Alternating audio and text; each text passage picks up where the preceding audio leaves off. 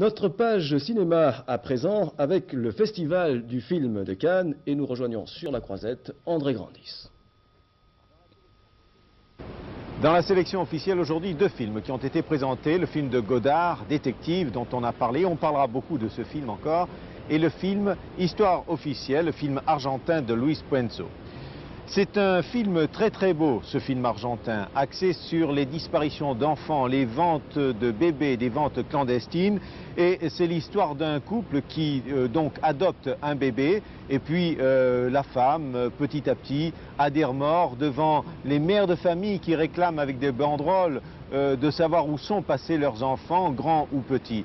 Et cette femme qui a adopté l'enfant va faire tout pour retrouver la mère ou au moins la grand-mère. C'est un film très intéressant où donc le sentiment et la politique se mêlent de très très près.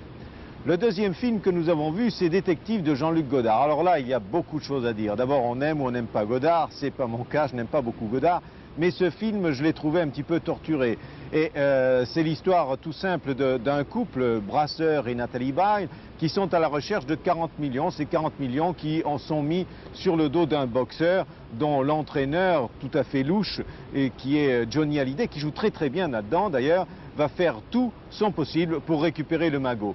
Alors il y a Alain Cuny qui joue admirablement bien, il y a de très très bonnes répliques. Johnny Hallyday, je vous l'ai dit, qui est un très bon acteur, il l'a confirmé. Nathalie Baye, on n'en parle pas, et Brasseur bien sûr, qu'on aime. Mais il y a là derrière, il y a Godard. Alors là, il faut avaler Godard, et ça n'a pas été mon cas aujourd'hui. D'ailleurs, ce n'a pas été le cas non plus de nombreux journalistes qui, à l'issue de la séance ce matin, ont hué ce film.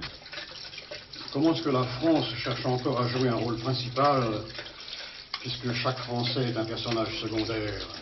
Je me demande, Prince.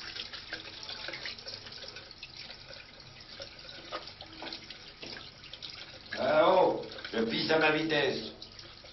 Je vous ai dit que votre offre ne me disait rien. Plus rien. Qu'est-ce que tu vas faire à Madrid? Les Espagnols payent en dollars.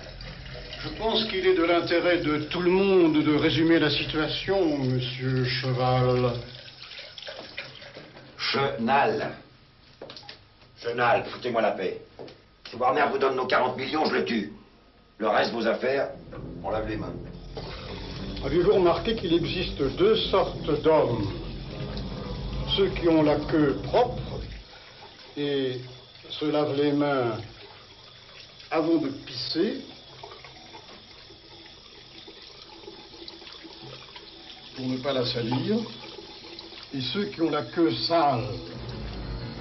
Mais lorsqu'ils la touchent pour pisser, ils ont donc aussi les mains sales.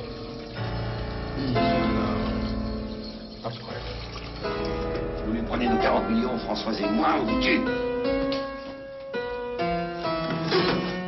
Vous faites une erreur. Nous ne sommes pas dans un de ces petits films français où les acteurs croient qu'il suffit d'ouvrir la bouche pour penser.